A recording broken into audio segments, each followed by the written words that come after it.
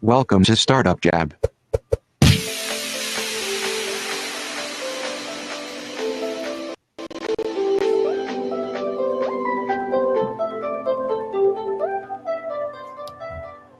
I hate it when the music breaks and catches up like that. Oh, well. Ladies and gentlemen, welcome to Startup Jab episode number 22, closing out the year 2015. I am one of your two hosts, Jason Ellis. With me, as always, the stripes to my polka dots, Teague Hopkins. Teague, how are you, excellent. Sir? Stripey. Indeed. For those of you just joining us for the very first time, Startup Jab is your weekly show, podcast, blab, and other such nonsense in which we talk about all things startup, business, and everything in between.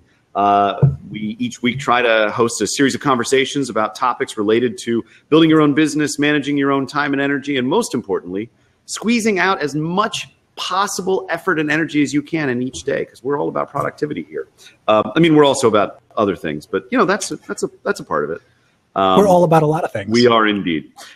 This week, we are going to be talking about how 2015 went for everybody. We're going to be talking about what we can expect in 2016. Got a couple of call outs we'll be doing. And most importantly, taking your questions, if you have any here in the live show, and just, hanging out and enjoying each other's company. Always a good time, I think. Teague, how are you doing, pal? I'm doing pretty well. Yeah. As we were just talking in the pre-show, I did manage to finally see Star Wars without having it spoiled. A minor miracle. It is indeed. For those of you who are listening who haven't seen it yet, don't worry, we're not going to spoil anything here. Yeah. Nope. I already made the jokes about it, but I'm not doing it on the recording because that's just a poor choice for everybody. Yeah. Very cool. Do you have a good holiday? Yeah. Yeah, it was good. Lots of time with family, some good food. Excellent. Yeah. How about you? It was lovely. It was nice to see my brothers and everybody in their families. A lot of driving, a lot of travel, but thankfully back in the office now and actually getting something done. So that's always an adventure. This is always a nice time to get stuff done between sort of the Christmas and New Year's stuff when everybody is out of the office and it quiets down and you can sort of like finally get those 4-hour blocks to be productive on things that you've been trying to do for months. Very true. Absolutely. Well. And things are shifting here pretty rapidly. I mean, my company's merger is now pretty much official, which means some structural changes. And as well, I'm actually moving into a different office next week, which is next door to the current one that we have, so that I can be on sales calls and we don't annoy everybody, which is good. All right, very cool. So you guys have picked up the adjacent office at WeWork. We have. In fact, the irony of it is, I'm not sure if this is an irony or a coincidence. I'm going to call it an irony. But the irony is that it's a small 3-person office, which is actually the very first place I moved into in WeWork, which was my first office when it was me by myself.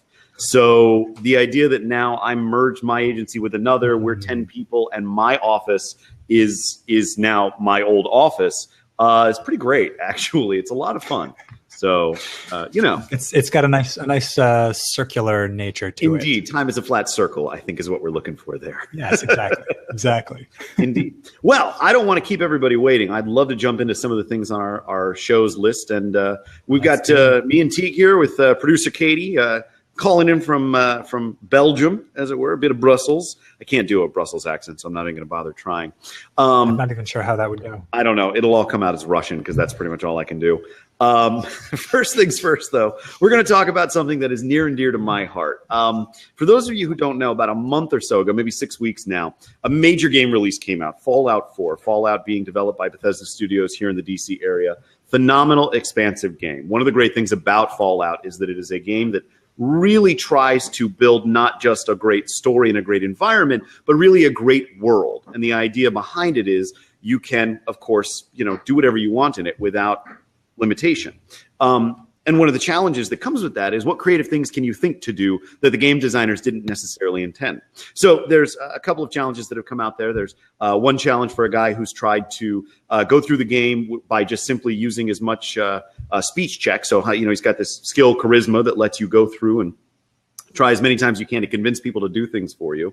Another person who has never left their home base. They're just trying to build it up as much as possible and gain as much experience as they can get by simply scavenging as much as they can and building this little home base. Like I said, it's all this different stuff. And my roommate Brad in the chat here is already giving me crap. It's nice to see you, buddy. But this is an interesting one that I came across that Teague and I wanted to talk about, because this is a game in which one of the challenges that people have started to try to do is how far can you get without firing a shot yourself, right? In a lot of these games, the intended mechanic is that you go and collect all these ridiculous weapons and you try to understand, what's the fastest way to get the most powerful gun and all that stuff. But one gamer in particular, and we've linked to it here in the chat as well as in the show notes, has successfully gotten through the game without actually killing anybody himself, which is not how the game designers intended. Yeah. Well, and in particular, it's a departure from previous Fallout games in which that was a viable path, right? There were a lot more options in previous Fallout, in Fallout 3, for instance, and in New Vegas, where you actually could use a lot of diplomacy and charisma to get through an alternate method through many of the firefights and other ways to get through the game. And in Fallout 4, apparently, that is a lot more difficult. Well, I don't think I don't think they designed it to have that be an option at all. I think they assumed that everybody would want to get a gun or a battle axe and go after everything. Anyway, that's what I do. I have the battle axe. So this is interesting because it's this is self-described not technically a pacifist run. It's not actually possible to beat Fallout 4 without anybody dying. Right. It's just possible to do it without killing them yourself. Well, so this. Go ahead. Sorry. So this guy has done a lot of things to sort of skirt the way that the game was designed, and ends up basically convincing people to kill each other instead of killing them himself. So it's he's technically got 0 kills on the record, but the game is very hard to beat without actually, or rather impossible to beat without actually killing anybody at all. Yeah. So he's simply just not getting blamed for these murders. Right. Well, which is as close as you can get, certainly. And the interesting thing about it too is that you have a companion who follows you along throughout the game. They're essentially sort of like a good cop, bad cop kind of system. And if they kill somebody, that counts as one of your kills. So an extra layer of challenge is that you have to put your companions in a place where they can't intercede and kill somebody on your behalf, because then that counts against you and that ruins the whole concept. So the whole thing is fascinating to me. And the game itself, again, I'm obsessed with it, but that's not why we're talking about it. We're talking about it because it's a really interesting trend in games nowadays to take a given game system, right? A setup of rules and physics and all that other stuff, and subvert them, to push them, to try to think through them in a way that nobody conceived of when they built the game. And what's particularly interesting about this one is that this, in fact, was an option in previous ones, and for some reason it's been left out of it. So now all of a sudden, it's a layer of challenge nobody expected. So I think the interesting thing to really explore with it is that, what really defines the pacifist route in this particular game is just not doing it yourself, but also how do you manipulate the game engine so that it fights itself, essentially? And then, given that most of the experience you generate in the game, how you gain levels is by killing things. How do you level up? Yeah, I thought that was particularly interesting, the piece about he's basically farming experience by building the same thing over and over again. And it just sounds like it's the worst. It's clearly the game designers did not intend the game to be played this way. But and I think that's interesting. One that, this franchise that has been known for offering routes through the game other than killing, other than straight up murder, other than just straight up murder, has gone away from that and designed a game which you can't win without, or which they didn't intend you to be able to win without killing people. Right. But also that that you can still find ways to play the game that are outside of what the game makers intended, and I think that's more. It's certainly more common with board games and games like that, where people are known to make their own modifications, right? I mean, how many people actually play with stock Monopoly rules, right? Oh, never. Everybody sort of has their own house variants and things like that change the structure of the game, sometimes for better or for worse. One of the reasons, I guess, as an aside, that the game of Monopoly usually takes so long to play is that everybody adds rules that put money into the system, but nobody adds rules that take money out of the system. So you end up just prolonging the game. If you actually play with stock rules, you can finish a game in about half an hour. Interesting. So pulling money out of the game in the sense that one wouldn't hit free parking and hit more money, for example. Okay. Exactly. Got it. Exactly. Because the more money you're putting into the system, the longer it takes for one person to control all of that. Yeah. So one of the rules that I played with, or I have played with on and off, is the idea that if you're really stuck for money, you can loan money to yourself from the bank. But when you do so, you have to pay it back at a certain percentage over a certain amount of time, or the bank just starts seizing your properties immediately without recourse. And I don't mean mortgaging, I mean seizing. So it's one of those things like foreclosed. Right, exactly. Right? Can you gain the capital to do the thing you need to do quickly and then still get the money back before the bank essentially cuts you out of the game? It's interesting how much it turns into a broader simulation as people are adding rules in and things like that. And once you start adding in, any sort of computer controlled rules, right? Like if you have a ledger that keeps track of, interest by turn and things like that, you can start building some fairly complex simulations on top of a game that was never intended to serve that purpose. Well, and bringing it back to Fallout, I mean, I think the ingenuity of the gaming world, right? People who take these games and turn them into something very different than what's intended, I think is actually kind of an offshoot of that. I mean, as an example, Fallout 4's whole mechanic around building a civilization, or a settlement, I should say. The idea being that the game is set in a nuclear wasteland 200 years after a major conflict, and you're literally rebuilding society. So some people have taken themselves really out of the construct of, I need to go and defeat the bad guys that are plaguing everybody, and instead say, well, okay, well, what would it take to actually build this into a using these mechanics? What could I do to build something that sustains and grows over time, that produces money for me when I'm off doing other things, like that kind of a structure? And then what can I do when I limit myself to one settlement or 3 settlements, or I can only build so much within this settlement? Or how do I share resources? Like, how do I share limited resources when I can't go out and find more of them? It's this fascinating structure that I think is really, I think it really harkens back to even that, the sense that you should make Monopoly your own.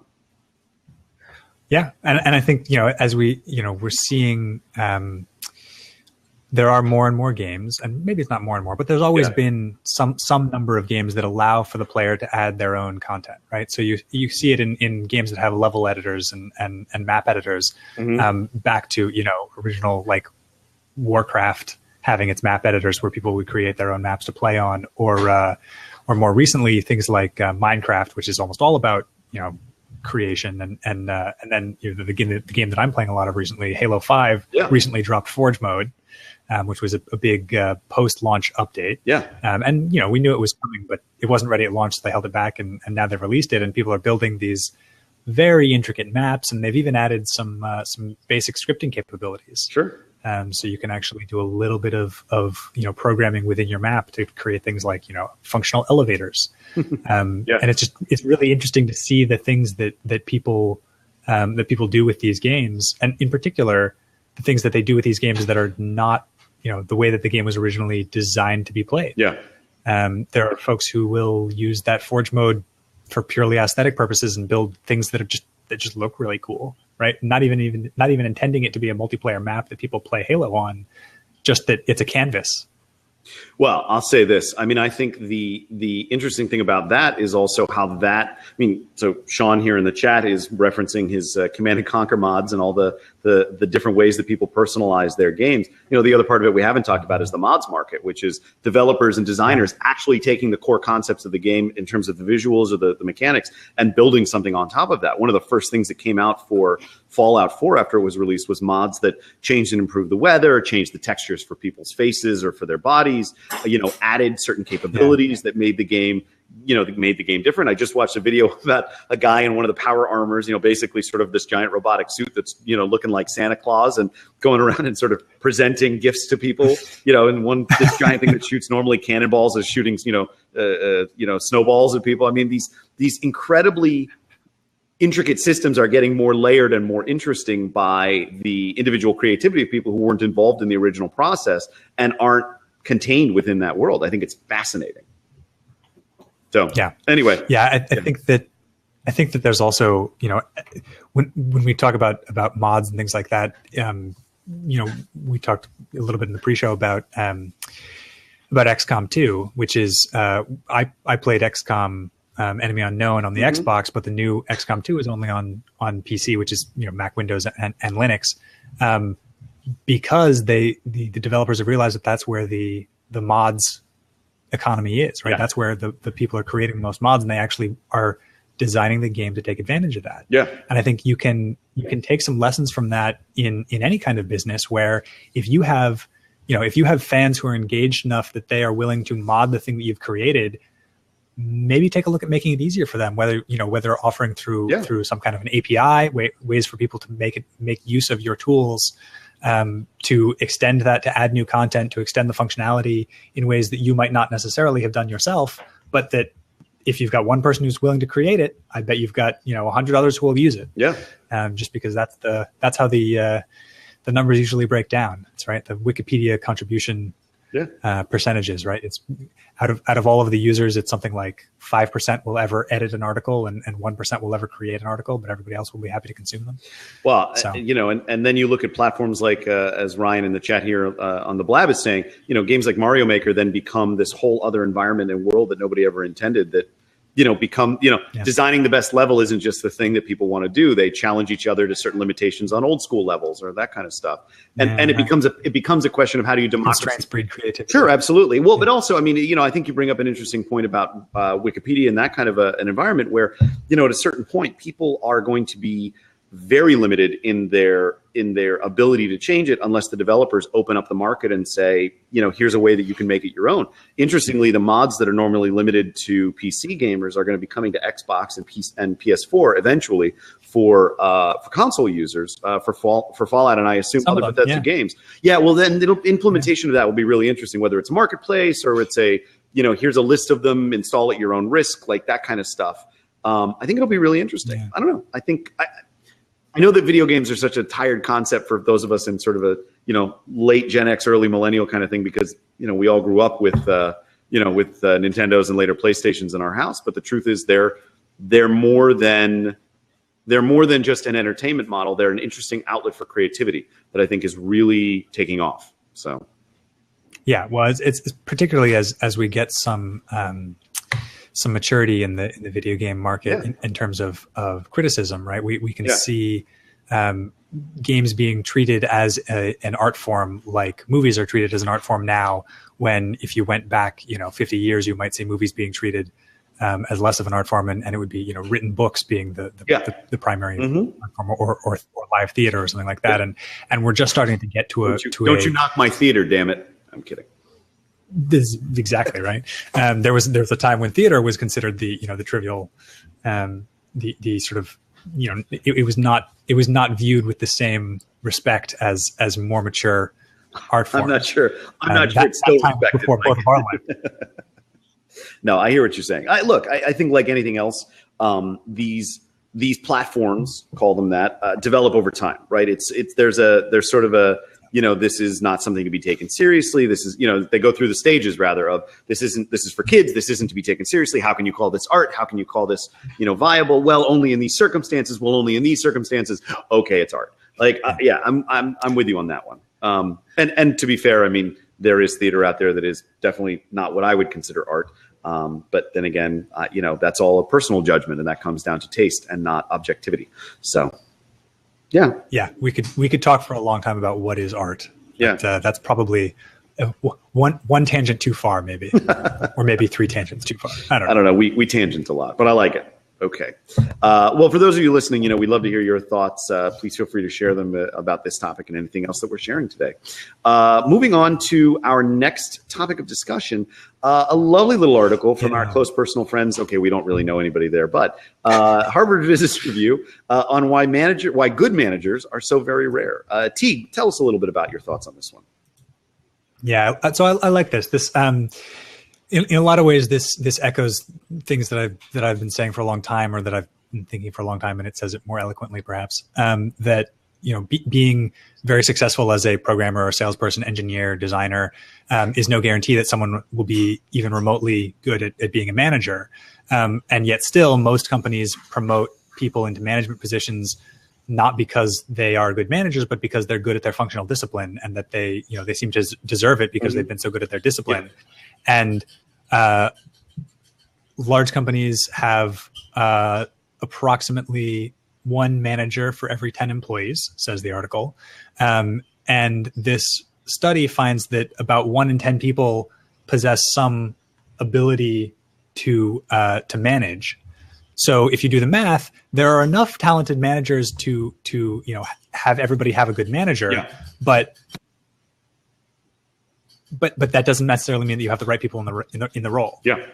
Well, and I think that there is a great part of the article, and it's worth everybody taking a look at the whole thing. But there's a great part of the article where they talk about the Gallup finds that great managers have the following talents. And I think it's really worth these five, I think, are absolutely key. Number one, they motivate every single employee to take action and engage them with a compelling mission and vision, right? They give them that larger sense of purpose. Two, that they have the assertiveness to drive outcomes and the ability to overcome adversity and resistance. Three, that they create a culture of clear accountability. Four, they build relationships that create trust, open dialogue, and full transparency. And five, that they make decisions that are based on productivity, not politics. And I think each of those actually are equally important. I think that they've done a really good, interesting, an interesting balance in terms of identifying that those are the five that are most key in a good manager. I have to say, though, for myself, the most challenging one is probably, I was going to say that making decisions that are based on productivity, not politics. But the truth is, sometimes it's really hard to have that sense of assertiveness. I think that there's oftentimes a desire to keep the trains running rather than disrupt them, even though, startup culture is all about disruption and trying to get people to really dig in and break things and make them new. Like sometimes we really are motivated to actually stay under the radar and just be quiet so that we can draw our paycheck and get home. There's definitely some, avoiding conflict. There's conflict has a cost. Yeah. And if we think that the value of the outcome of that conflict is not going to offset the cost of causing the conflict, we will try to avoid the conflict altogether and simply just suck it up. And that's, we talked about this a couple of weeks ago with the article about, radical candor. Yeah. That's when we fall into sort of the problem of ruinous empathy, is when we prioritize harmony over productivity.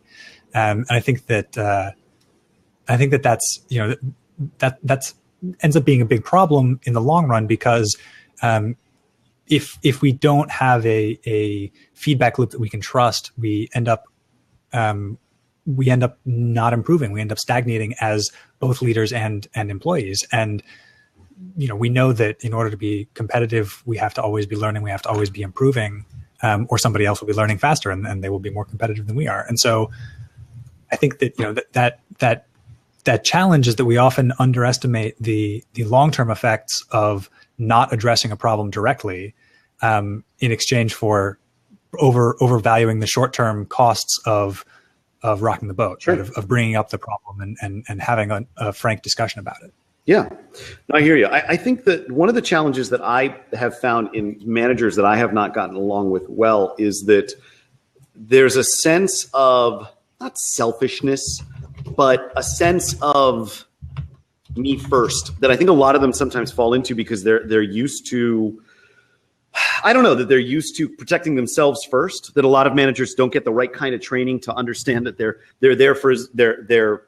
subordinates is the wrong word, but they're there for their team as much as they are for themselves. And that as a leader, sometimes you have to be willing to step up to bat and take the hit. And I think that sometimes that's a real challenge for people personally as much as it is professionally. We get in our own way sometimes. And I think that's often more than anything else what holds people back from being good managers, because we get a little, we like our position, and it's hard to be willing to risk that. Yeah. And I think that in a lot of cases, it's the perception of risk more than the actual risk, right? It is a fear-based approach to management and to leadership, that, we're worried about losing what we have, when in reality it's through inaction that we're more likely to lose it. Yeah. Yeah. Well, and I'd say that there's a lot of people out there who often express the desire to be a manager, to take charge. If I were in charge, boy, let me tell you what I would do. And then they find themselves in that position, and suddenly their imposter syndrome kicks in, their sense of, lack of deservedness sits in there. And then in the end, they end up in the exact same position that their previous managers were in. And that I think there's a disconnect oftentimes between recognizing that being higher up on the food chain means more risk. And ultimately that's something that has to be accepted to be a good manager. Well, and I think that we also have this problem that because we don't treat management as its own discipline, most people don't get any practice in managing until they become a manager several years, maybe 10 years, maybe decades into their career. Yeah. And they've spent an entire career getting very good at a particular functional discipline, and suddenly they're thrust into an entirely new functional discipline, because management is not actually the culmination of other disciplines. It's a discipline unto itself. And with no practice, all of those things that it's easy to sit back and armchair quarterback, suddenly when you're in position, it's like, oh my God, I'm going to freeze up. And I don't remember, what the thing is that I'm supposed to be doing now. And even though, sitting back in the position of not a manager, you can sort of say like, oh, well, you just need to do X, Y, and Z. Right. Once you get in that position, unless you've practiced it, it just flies right by and you miss the moment. Yeah. I would imagine that there are a number of football coaches who would agree with you on that one, particularly those currently captaining any teams in the NFC East, but that's just for me. No, I'm with you. I think, well, go ahead. Yeah. I think that one thing that's interesting is you mentioned sports, is that I do think that sports is a great test bed. It's practice for leadership and for management under pressure, right? And I think that one thing that I have seen more of recently is that games are also a good practice test bed for some of this management stuff, right? If you are particularly playing competitive games. Say you're running a League of Legends team, or you're playing competitive first-person shooters like Call of Duty or Halo. If you're managing a team in that environment, a lot of the skills you're practicing are the same skills that you need to run a team in a work environment, right? I think that you end up with folks playing or playing World of Warcraft or games like that, right? There's an article that I quote all the time from Wired magazine, probably like 10 years ago now, saying you play World of Warcraft, you're hired, where a couple companies realized that the skill sets to manage a large guild in World of Warcraft were the exact same skill sets that you needed to manage a distributed team in building software products, because you've got, a group of people playing different classes. That's different skills, right? You've got your programmer class, your designer class, right? You have sometimes some pretty big egos to manage. You have people who want to be the star of the show, or you have people who are unpredictable and don't show up on time, and you have to manage all of that and in a lot of ways, there's not clear-cut answers to some of these things. You need to be able to finesse some of these issues and pull all of that together into a coherent product or a victory if you're doing, guild raids and things like that. Yeah, for me, it was City of Heroes, but not. I'm with you on that one. And anybody who played City of Heroes is rolling their eyes going, oh my God, he's so old. So one question coming in that I think is absolutely worth discussing. Sean from Blab is asking, if management is a discipline unto itself, how do we feel about teachers, coaches, managers, advisors who, quote, haven't done it before themselves, end quote. I feel two ways about it. I once had in undergrad, I had a teacher who I was expressing a lot of interest in pursuing grad school with that teacher, that I was really interested in following that path of that particular direction in theater and education that he was focused on. And he said, you absolutely should not pursue an MFA with me until you've had a few years of real world experience, and then come back and then tell me if you really still want it. So I think in part, there's absolute value in having real experience. I think that there is absolutely a sense of appreciation you get when you're on the ground that you cannot sometimes get when you're sort of taking a scholastic or a more removed approach to it. At the same time, though, I think that there are absolutely interesting and valuable lessons that people who, quote, haven't done it before, end quote, themselves have done, just because I think that there's an outside perspective that one can get that you don't necessarily see in the trenches. I don't think it should be taken as biblical text. I don't think it should be the kind of thing that we, one or the other is your absolute resource for how to pursue a problem or how to structure a business or how to look at new products. I think it's all scalable if you look at everybody's opinion and pick the things that make the most sense to you. Teague, what do you think? Yeah. So I think that there's a glib answer to this, and there's a nuanced answer. And I think that, a lot of times we stop at the glib answer, which is, if you haven't done it before, how can you possibly be teaching it?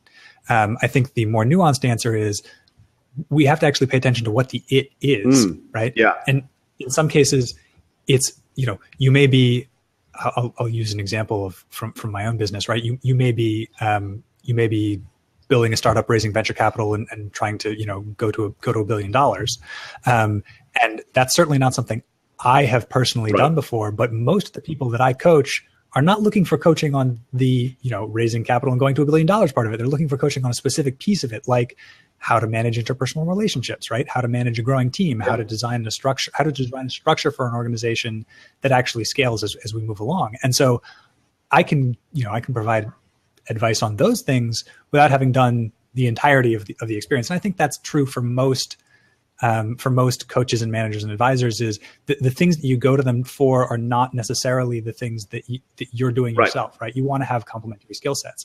And this is one of the reasons why it's so weird that we promote managers out of functional disciplines to be a manager of that discipline, because you don't need the manager, you don't need your manager of software development to be a great software developer. You need them to be a great manager. They have to be able to be conversant in software development and understand enough of it to understand how to manage it. But that's not the same as knowing, as having, at their fingertips all of the functions that they would use and being able to debug code and write tests and things like that. Because those are, they're useful skills, but that's not the stuff you're going to spend most of your time doing as a manager. And so I think that, actually, if we acknowledge that management is rarely about actually doing the things we're managing and more about the process of management, then we start to see where the glib answer falls short on this kind of question. Well, that's certainly fair. I mean, I think I will say this. I think more often than not, the advice that people are looking for when they're looking at mentors or guides or advisors is really, it all boils down to probably the same few things, which is, the answer, you don't need me, stop looking for external resources and just go solve it. I mean, I do think that a lot of early stage, particularly early stage founders, but people in general, oftentimes they're not looking, unless there's a very specific problem that they're looking to solve for. People who are looking for advice or mentorship in that direction are mostly just being told, the answer to this, you don't need me. Here's the question you're telling me over and over again, which is not the same thing, I admit, as actually being a manager and really solving problems. But I do think that a lot of times people looking for coaching in that area oftentimes are just in need of that. Yeah. Sometimes all you need is a sounding board, somebody who can take you out of your own head and help you help you step back and take a different view of things, which is one of the reasons why rubber duck debugging is so useful. Yeah. I think, the one important piece to remember in terms of, people who've done it versus haven't in any vein is what really matters is, are there skills translatable that can really build and provide impact? I think one of the things that I sometimes look to see in other companies, I'll give you a perfect example. There's a company I know based here in DC where their CMO, who's been their CMO for a couple of years, was originally a finance guy. And he did not have any formal training in being, a CMO of any nature, but the job was asked of him. He decided to step up and try it. It was a startup. They were looking for people to just come in and do things. So rather than try to, invest all of this time in getting an education from people who'd been there and bid CMOs and all that stuff, he just started doing the things he knew would work well for getting people's attention. So he started running Facebook campaigns and running Twitter campaigns, and he started to teach himself marketing on the fly. And rather than trying to solely depend on people, who were in that world, I'm sure he got plenty of good advice from other marketing people. He taught himself and he ran with it as he needed to. And I'm sure he got advice from people on all sides. People who said, I've never done marketing, but here's what I think about when I think about something I want to click on, or people in the world who said, here's how you build a strong call to action, or anything in between. And sometimes it's just a matter of getting your hands dirty. And then now he runs a whole team of marketers and salespeople and product people. And there's, all these people fall under these various general umbrellas. I think it's one of those challenges that ultimately boils down to, are you the kind of person that is comfortable taking a leadership role? I think that's from where all of the rest of this springs. And, advisors who are providing advice, whether they've done it or not, may be able to help you find that part of you or find an aspect of that part of you that is otherwise not there. So it's a really long way to answer that question. And yeah, well, it's a good question. And so I'm glad we got to dig into that. Thanks to Sean for that Absolutely. question. What do we got next? Teague, there is an interesting question that we have in our rundown that I'd love to share with our listeners if you're up for it. Yes. Excellent. Let's dive into this one a little bit.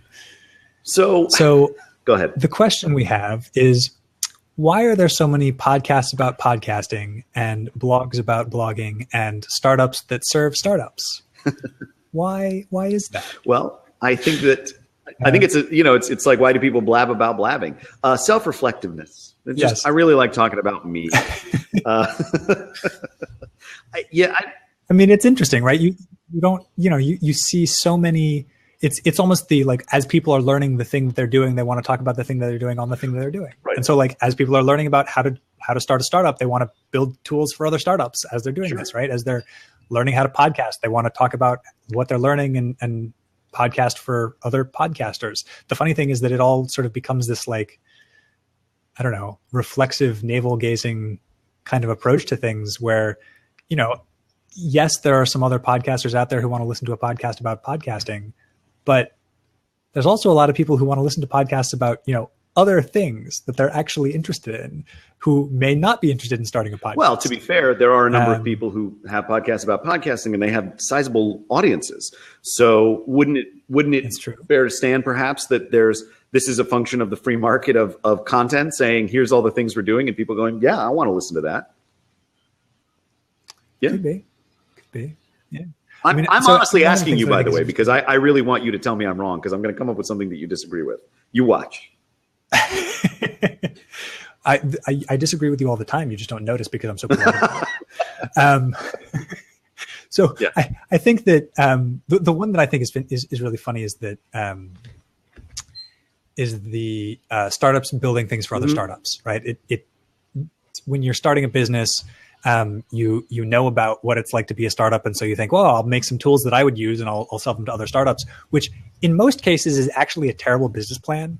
Right? Like, there are times when it can work, and it's, there are times when it has worked, certainly. But like when you are a startup, you don't have a whole lot of money. So, like, why are you making tools for other people who don't have money to spend on it? Right? When you're a startup, you're like, it's beg, borrow, and steal, use all the free trials and cancel before you charge your credit card, right? I mean, like, when you're in the very beginning, you're trying not to spend any money at all. So why would you go after that market? And I think that, on some level, it's comfort, right? We're going after the things we know instead of the things that we don't, because it's a lot easier to say, well, I'm running a startup, and so I'll target other startups. And to be fair, like, let me be the first to admit, like, I am totally guilty of all of this, right? My business is very much about coaching startups, and so, like, hey, I'm a startup serving other startups. I ask myself this question all the time, though. This is why he drinks. Am I doing just that? So we're clear. That's not true. No, look, I did the same thing when we first got started about 2 years ago. I absolutely invested time, money, and resources into trying to develop a way to serve a low-cost marketing solution, an effective one for startups, right? Something that would be low budget for them, high impact, and low stress for me. And let's be clear, that doesn't exist. And if it does exist, it took a lot of capital to get there, and somebody's just biding their time until they start, making enough money to profit off of it.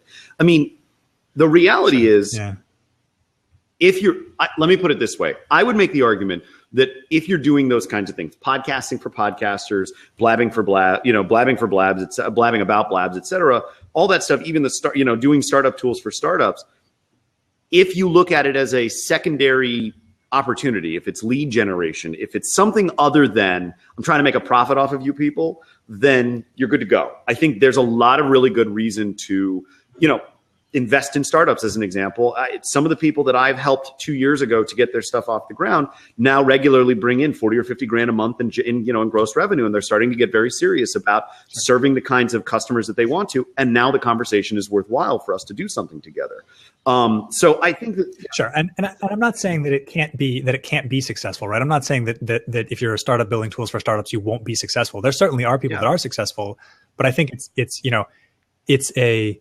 it's a buyer's market, right? There's far more people doing it than people who will be successful, right? There are podcasts about podcasting that are wildly successful and wildly profitable and making a lot of money, but there are not as many of those as there, like the percentage of podcasts about podcasting that are making tons of money is much smaller than the percentage of podcasts about, anything else that have a real following, right? Yeah. So like for every 100 podcasts about podcasting, one of them might be successful. Whereas like, if you are the podcast about like doing corporate sales, you're 1 in 10 right. and 1 in 10 will be successful. Right? So yeah. That's more the point that I'm making, is that it's disproportionate to the returns, which is interesting. I agree. I think though that I think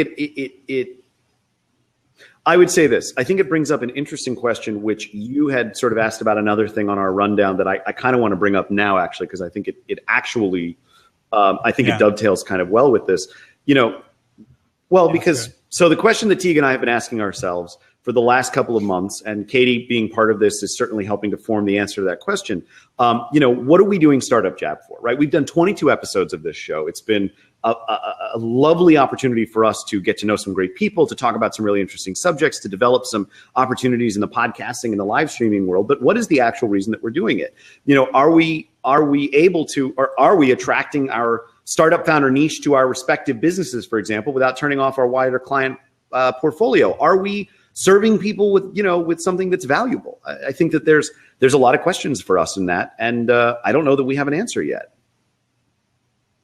And well, and I think it is something that we stumbled into doing it, and it's typically energizing, right? We've talked about how managing energy versus managing time, right? Like when we finish, the podcast takes a fair amount of time, like doing the show, preparing beforehand, doing the show, all the follow-up afterwards takes a fair amount of time, but it also creates some energy, right? Like we're usually jazzed after doing this. We're excited about the show. We're excited about the response we get from folks in the chat, from folks we get, emailing us, saying, "Hey, I love this episode. I love this show."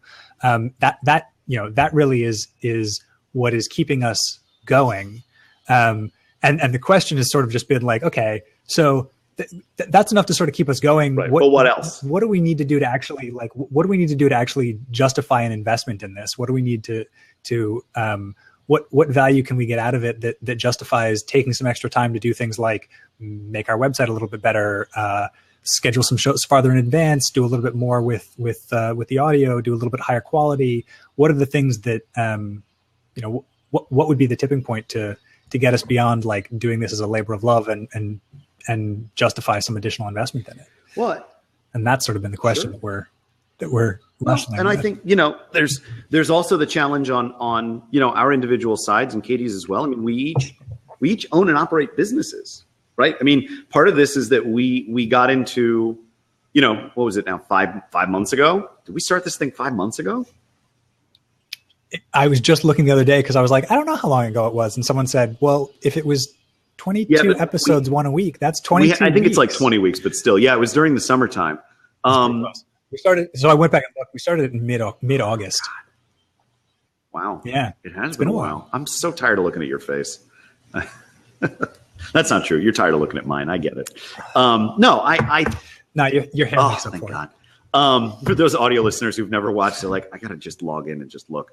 No, I think, one of the things that I have said from the beginning that I think is important is that this has to provide value for us beyond ego stroking, right? This is fun. I love doing this. And you and I are both the kind of guys who we enjoy doing these kinds of things because we enjoy helping people, but it also has to provide more concrete, not necessarily monetization, but it has to provide something more concrete, I think is actually what it boils down to, that it has to be, we're growing an audience that we can use to really help and develop and grow and build with. And then, I would never suggest taking any of our StartupJab listeners and turning them into my clients. I don't think that's a good idea. But at the same time, I have to find, a value. Well, I mean, if they need what you do, it could be a win-win, I suppose right? so. But at the same time, there has to be a balance. I don't want anybody to feel as though this is a sales pitch ever. I don't ever want somebody to come out of an episode and go, Jason was just pitching his own business. What the hell is the point of listening to this thing? Yeah. I think I have listened to podcasts before where I got kind of turned off at how much it was at the ratio of content to sales, right? And whether it's their own stuff they're selling or whether it's ads that they're selling somebody else's things. That was never something that I set out to do. But I think, you're right that we do want to get beyond vanity metrics, right? Yeah. There's, having a large audience is cool. It's not an end in and of itself. I think, I'd like to be able to see some impact of what we're doing. I'd like to be able to, not everybody who's listening is going to, fire up Gmail and send us an email and say, hey, this is so great. I love your show. But some of them do, and that's cool. And that, as you said, is a nice ego boost, but it also it doesn't necessarily mean that I can see that we're actually providing real value. The other challenge for me is, I merged my business. I'm no longer the CEO of the new business, which means I report to somebody again, and I have to be accountable for the time that I use in the middle of the day to justify it. And it's not just a vanity project. Look, I think it's interesting. I mean, listeners, we'd love to hear your feedback. What about this is valuable for you is probably more interesting than us just sort of pontificating on, well, we really think this is valuable. Maybe it's not. Maybe it's just, two guys in glasses and beards talking all day. And if that's the case, that's fine too. Who knows? But, it's important to us that whatever we do, however we make this more valuable for ourselves, it is more important to us actually that it provide value for you, because we can find value in that. So, I don't know. I mean, I think honestly, we've done 5 months worth of this. It's been pretty good. It's a good start. We'll wait to, I think, we'll wait till 2016 to talk about the new it stuff. does. Yeah, exactly. Yeah. This is our 2015 year in review. And we'll talk about some of the stuff coming up in Damn it, I next derailed year. it. Right? I'm sorry. Anyway. No, that's good. So I do want to touch a little bit on the article that prompted that discussion, which is why your agency should be your primary client. And we'll get that link in the show notes and in the chat. Jason, you had some other thoughts about this article, and I sort of, I hijacked the article to talk a little bit about this, like what does StartupJab mean? But tell me a little bit about what else you liked from that article. So again, full disclosure, I mean, for those of you that are new, I run a marketing agency. We do creative marketing and technology all wrapped up into one. And we do it for clients that are big and small, East Coast, West Coast. I mean, we're all over the place. We do a lot of stuff. But one of the things the article talks about that I think is really important is content marketing as a means of marketing yourself as an agency. That your agency should be your number one client, essentially. I think one of the challenges that people in my world, and I think this extends to a lot of different segments in business as well, is that we're so focused on serving every other customer, right? We're so focused on getting money in the front door and, satisfied clients that stay for a long time and making sure they pay on time and all that stuff, that we don't actually consider the fact that in order to grow our own business, we actually have to treat ourselves like we're clients too. So producing the kind of work that shows not only what you're capable of, but also actually adds to the larger conversation around who you are and what value you're bringing to the conversation. So whether it's podcasting or blogging or doing videos or writing an ebook or white papers or whatever, that you should think about your own agency as, if I were an agency, if I were hiring an agency for us and I had $1 million a day, budget, what would I do with that? How would I promote us in a way that represents our values and represents our value to clients? So, I think that there's something interesting about the concept that brings to the table. I mean, what is it about people who are consultants? Do they consult for themselves? Do they have people who consult for them, and in terms of, driving and advising them? I mean, it's a little bit self-reflexive. It's a little bit who watches the watchman kind of, thinking, but at the same time, it's important and it's valuable and it's worth taking a step back to address. Yeah, no, I think you're absolutely right. It's, and as CJ was saying in the chat, the Cobblers Kids have no shoes, right? The Cobblers Kids go shoeless. And I am also guilty of this. And it's the web design firm whose website kind of sucks because they haven't updated it in 5 years because they're working on other client stuff. Or in my case, I was looking at creating a new line of business, going to start doing some more paid coaching for entrepreneurs of smaller companies and structuring some things for that. And I was talking with one of my friends and advisors about this, and he said, so have you worked out your own lean canvas for this yet? And I looked at him and went, no, and I should really do that, because that's the first thing I tell any of my clients to do is figure out your lean canvas. And of course, like, here I am thinking about this and I haven't actually even done the thing that I would tell other people to do. So equally guilty here. Well, I think we all are at times. So one of the questions that CJ in the chat here is asking is, what do you think about an agency using another agency? Do you ever think that you may be too inside of your own business to know what's best for the outside viewer? I certainly don't have any qualms with hiring another agency to do, your work for you. I think it's a little self-defeating. I'd say that. I think if you have you disagree. Okay. I'm not sure I totally agree with that. I think there can be real value in having the outside perspective, sure, right? And maybe it's a different kind of relationship, right? Like the work that another design agency does for your design agency is not going to be the same as the kind of work that they do for any other client. It's more like psychiatrists who see special psychiatrists who specialize in working with psychiatrists, right? Like they need their own people, but it's a different kind of relationship, because they're not going to be telling you things you don't know. They're just going to be prompting you to remember the things that you know, because when you're in it, it's hard to step back and see all of the things that you are not actually doing for yourself that you would tell anybody else to do. Going along with that premise for a minute, though, what we're talking about is using another agency when you are an agency, not necessarily having advisors or mentors or some sort of board made up of people from other agencies, right? If we're talking about actually, like, using my old company as an example, if Overachiever Media hired another company to do its marketing for it, that in a way raises the question of, why are you an agency in the first place, right? It's not the same thing as a psychiatrist going to another one that specializes in psychiatrists, because your work isn't necessarily represented by, it's not represented by your seeking outside help in that regard. An agency, you have to be producing the work. If you can't handle your own marketing, then it devalues you as an agency, I would say. I think CJ meant more as he's saying. I think he meant more what you're saying, and I don't think it's my concept isn't quite the same. But I think it's an interesting question. I agree with your framing of it as if you don't want to outsource your core competency, right? Like if what you're good at is doing marketing, you don't pay somebody else to do the marketing. You might pay someone else to advise you on doing the marketing, to think through it, but yeah, I agree with you that, like, you don't have somebody else do the thing that is your core piece of your business. There's certainly plenty of things that are, if it's not core to your business, you should think seriously about whether it's worth developing that competency in-house versus bringing it in from the outside.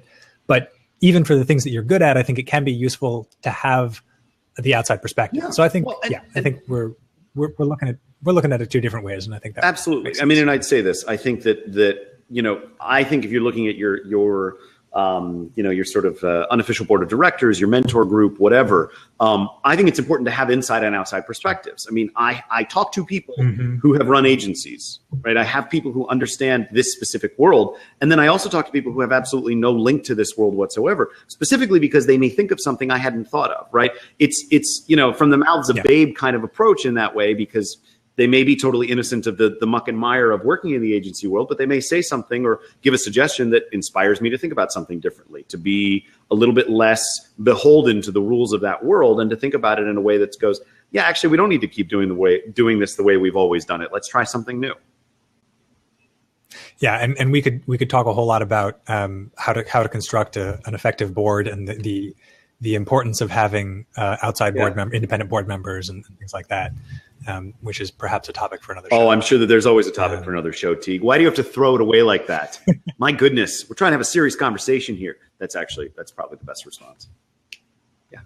Well, if folks are interested, if folks who are listening now are particularly interested, you could send us an email and let us know that we should absolutely talk about the structure of advisory boards and of boards of directors and how to put those together and work effectively with them in another show. And if we get requests for that, we'll certainly remember to do it. Yeah, I think it's always I'm always happy to include that kind of stuff in our conversations. Cool. Well, Teague, we're getting close to that time. It's what can I tell you? It's the end of the year. It's the beginning of a new one, a new dawn, a new era, a new age. Indeed. Yes. Indeed. Before we wrap up the show, there's a couple things. You want to talk about our 2016 first show and some of the stuff we're looking for there?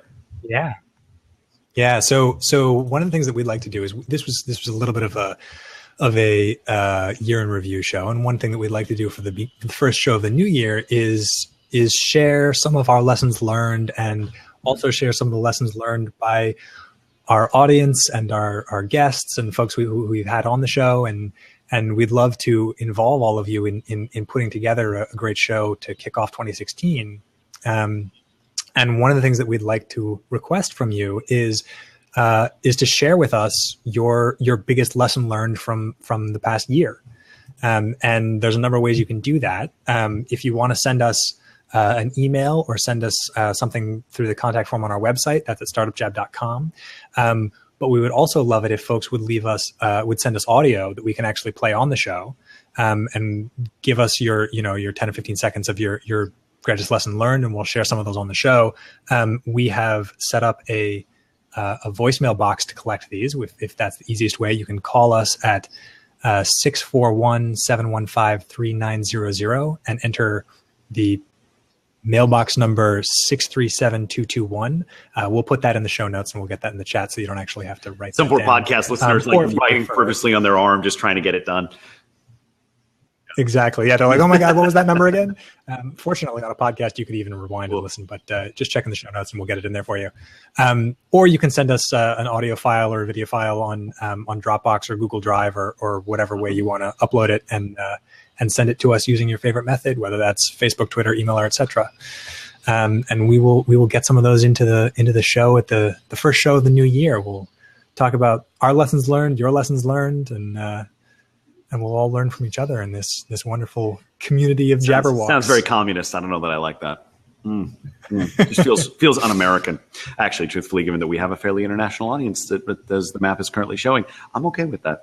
And as an aside to that, I do want to say that although Teague and I have been having an interesting conversation around our building of StartupJab and the audience that we've had the fortune to enjoy the time with, I do want to take a second and just to express to everybody listening here, both live and via podcast, how much we appreciate your time and energy and your listening. We're two loud guys. Well, I'm loud and Teague's sort of quiet, but two guys who just enjoy talking about these subjects and helping people out. And in the last 20 or so episodes, we've been fortunate to have lots of really interesting people chat with us and share their stories and share their thoughts and their discussions. And I think just, from the two of us and from producer Katie, I just wanted to take a second and really say a genuine thank you. We really like doing this. We hope you do too. We really want to continue to develop this into something next year, whatever that ends up being and however it ends up going. We wouldn't do it if it weren't for folks like you who give us your time and energy. We know how little you have. So we appreciate that you take a little bit of it and give it to us. With that, I'm trying to think. Teague, anything else I've forgotten? Yeah, well, so I just wanted to say we've not been very good at getting emails out telling folks when the show is going to be, but we will do a better job of that in the new year. So if you want to find out, get updates and notifications whenever a show is scheduled, join our mailing list at startupjab.com, and we will send out emails with greater frequency and regularity. So our next episode next week will be all about 2016 and what to look forward to and your thoughts and advice and feedback. And you can even share your funniest jokes. I'll take a good joke anytime. If you would like to join us and learn more, as we said before, startupjab.com. Feel free to reach out to us there. Teague, how can everybody find you online if they have questions or follow-up? You can find me at Teague Hopkins on Twitter or at teaguehopkins.com. And I am available at Jason Nellis on Twitter, or if you'd like to email me directly, jason at brllnt.co. That's brilliant without the vowels.co. Again, thank you everybody for your time and energy. We hope you had a great 2015, and we really look forward to having you join us in 2016. Teague, may I just say, it's been a pleasure. Likewise. Indeed. Happy New Year. Too. Almost. Close enough. Almost there. Almost there. All right.